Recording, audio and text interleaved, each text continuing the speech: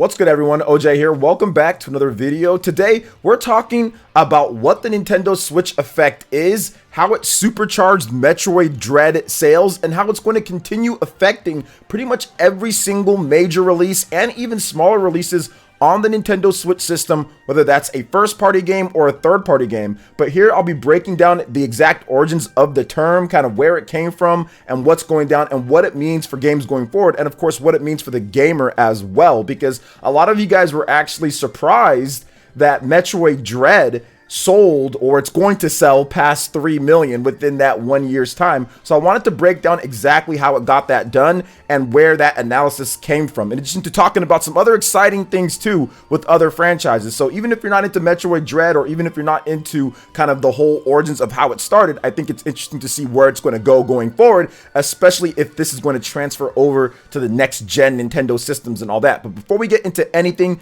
please make sure you hit that like button, subscribe if you're someone new, and click that notification bell to get my videos first. Now, this is a term, the Nintendo Switch effect, that I actually coined a while back when I started seeing franchise games like Mario and Zelda and Splatoon just do considerably better on the Nintendo Switch before any other previous system. So we've been playing Mario games for like, what, 30 years plus. We've been playing Fire Emblem. We've been playing Zelda. We've been playing these games on a variety of systems for so long. But it wasn't until the Nintendo Switch till we started to see really huge sales records being broken. So usually a Mario game, or like a 3D Mario game, for example, wouldn't really cross 13 to 15 million units. The previous bestsellers was something like Super Mario Galaxy, for example, right? But with the Nintendo Switch, Super Mario Odyssey is already over 23 million units, and it's not even the end of the generation at this point. So it's already breaking sales records, which it was at 15 plus million a while back.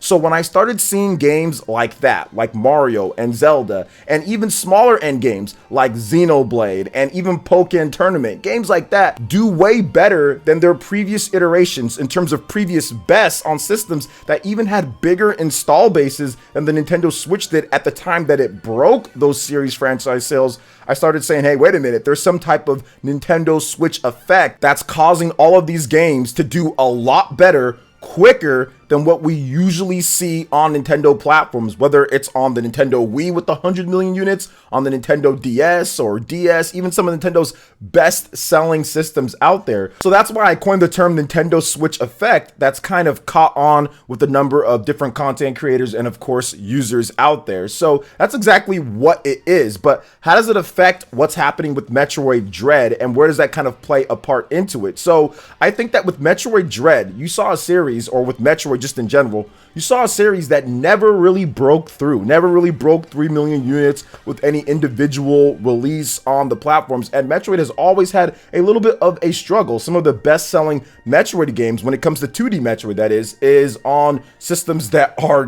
decades old at this point. The original Metroid and Super Metroid, a lot of the GBA, the DS, 3DS, all of those didn't do as well as the previous ones. So many felt that Metroid's time was up, but I think that's where you can insert the Nintendo Switch effect, especially when you talk about a super high quality game. The higher the quality of the game, when it comes down to it, the more new ideas or cool things that it does to reinvigorate fans, the higher the effect you can get. And I think that with Metroid Dread, the Switch effect was going to be extremely, really high here, just because it's a really cool concept of the Dread, of the Emmys, of everything that we've seen, you know, like what we thought was going to be a game, right, when they were teasing it all those years ago. And then on top of that, you've got the system to do it. You've got the system to where you please the home console and also the handheld base, which is really a big part of that Nintendo Switch effect. The fact that you have that home console base and you have that portable base all buying one game, that kind of lays the groundwork for these games just doing considerably better than what we saw before. So when I saw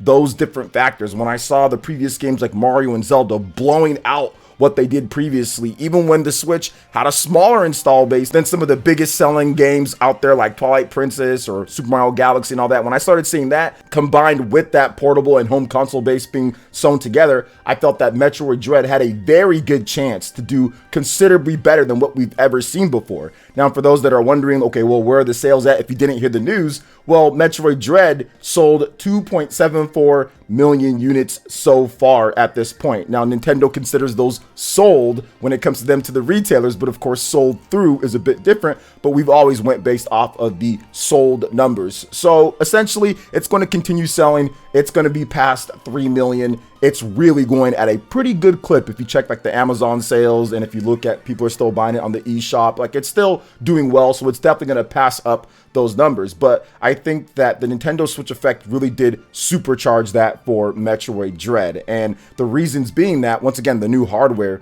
as well, and the marketing, and there's just a number of factors. Nintendo has so many things going for it when it comes to momentum with the Nintendo Switch system right now. It was going to be hard to really stop Metroid at that point. It never really launched in the type of atmosphere that it launched at this point. And I think that's really important when you start talking about certain franchises and how well they're going to do. It needs to be set up for success. It's like a football coach or a basketball coach or sports or something like that. Like you can have a coach that doesn't really coach well to what you do well, so therefore you have less success. But if you get a coach that actually coaches well to your strengths and can motivate you in certain ways, you can do better despite, you know, some other coach basically not giving you that opportunity or that chance. And I think that's kind of how Metroid Dread was, or that's kind of how the Metroid franchise was, I should say, and how Metroid Dread finally took advantage of having the perfect atmosphere of launch. You had the perfect system to do it. You had home console and portable players all united in one system, one ecosystem. And on top of that, you have a really good concept, and then you have a system that's just on fire, launching with new hardware with the same color scheme. So all of those factors just really just pushed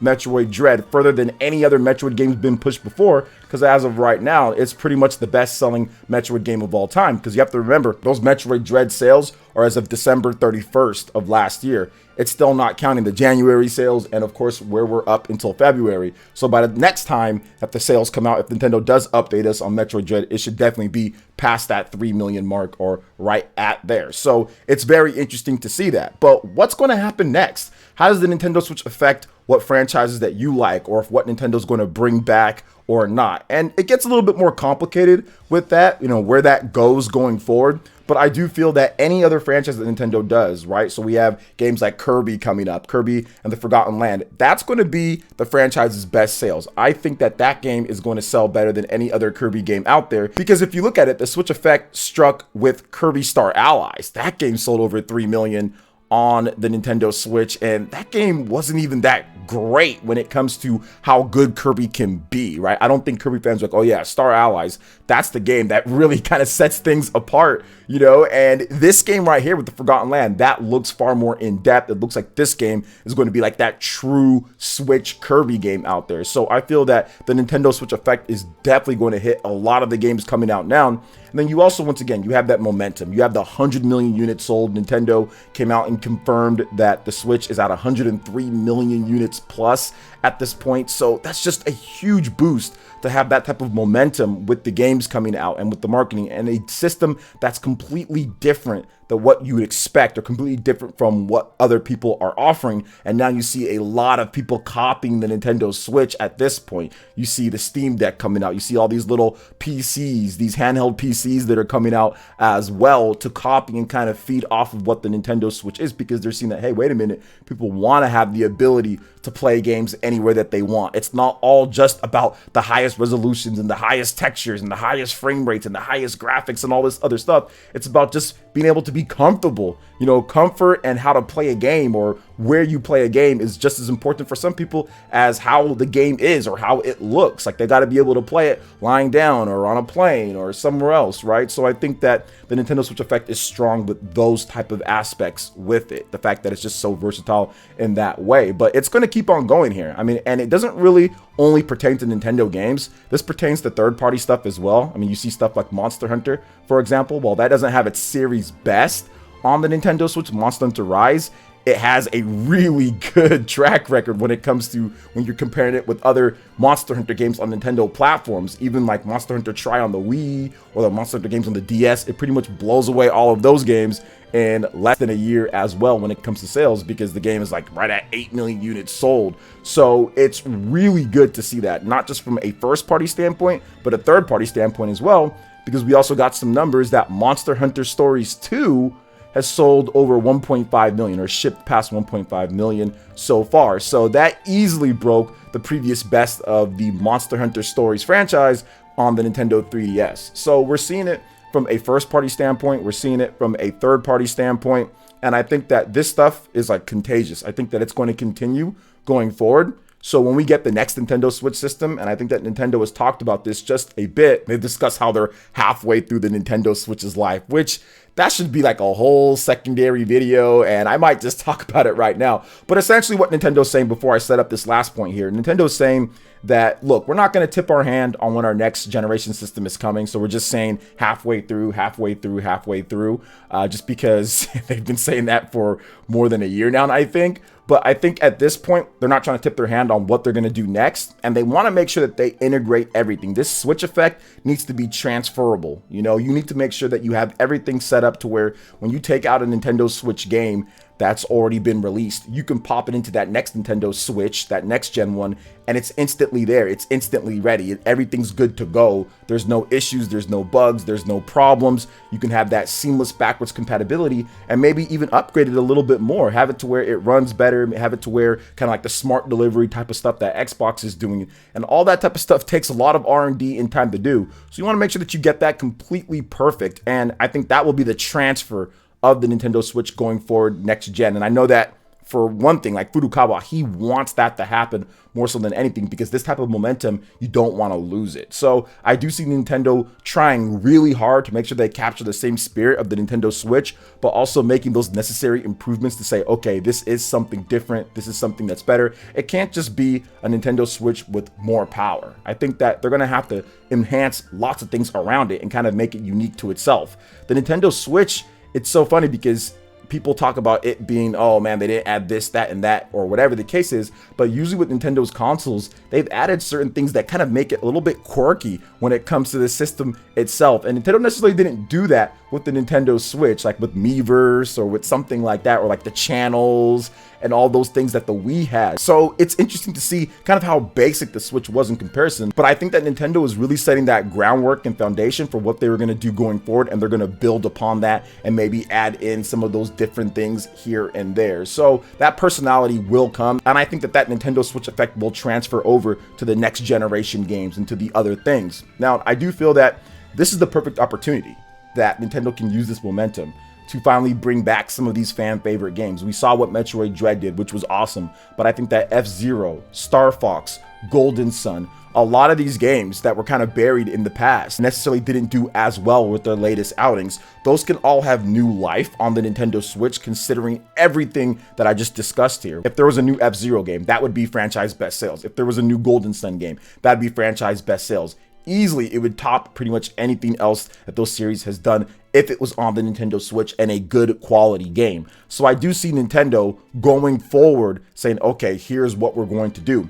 But the biggest thing is going to be, especially with this Nintendo Switch effect, is what they do after they get their next generation system out. Will there be dual launches outside of just like the original launch title, right? So like Nintendo has done that a couple times for the past generation or so, or generations, where they have like that one title that launches on both, the Twilight Princess or Legend of Zelda Breath of the Wild, something like that. Will Nintendo do that, but longer, considering the success of the Nintendo Switch and how they want to transfer everything over seamless, like Furukawa has talked about? That's going to be really interesting. So I wouldn't really be too surprised if you see a F-Zero Nintendo Switch or next gen Switch, and you see it on the Switch 2, and you also see it on the regular Switch, and of course better graphics, 4K, DLSS or something like that enhancement with the Switch 2, but you can still play it on your regular Switch as well to take advantage of that base, and of course backwards compatibility or whatever else people do have at that time. So it's very interesting and it's very fun, but I just wanted to give you guys the origins of what the Switch effect is,